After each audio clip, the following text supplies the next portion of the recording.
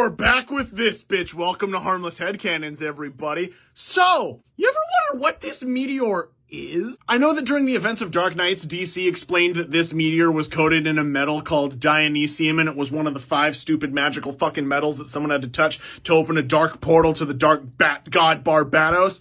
But fuck that. So here's what my immortal meteor is in my DC cinematic universe. The White Lantern entity. The being that created all life in the universe. This shit left the planet it had been inhabiting and flew across space, found an empty, desolate planet where life had only just begun, and crashed into it. The regular space detritus that this thing just gathered flying through space was irradiated by pure life, and that's why Vandal Savage becomes immortal from it. And then just like in Green Lantern Brightest Day, this thing being in Earth's core is the very reason why Earth in the DC universe has so many powerful beings. But I'm not done there. This thing isn't just the White Lantern entity. This thing is also the source, the presence, the actual god of DC. And now you guys might be thinking, what planet do you think this thing had been living in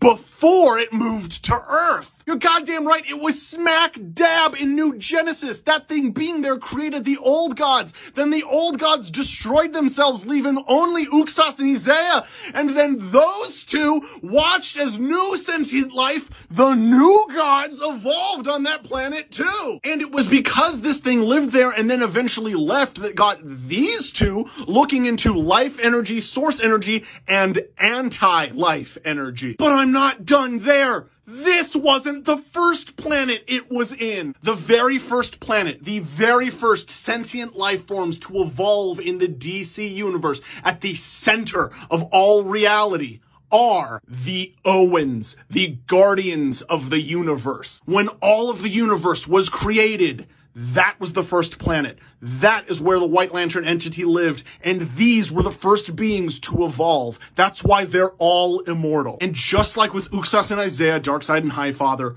when the White Lantern entity left their planet, they started looking into the life energy and the various emotional spectrums that make it up. Just as the White Lantern ring light is made up of every single color of the emotional spectrum, in my DC cinematic universe, that is what source energy is. It's literally life, creation, reality incarnate, and it's split up amongst all of the different emotional spectrum. And that is what the fucking meteor is in my DC cinematic universe.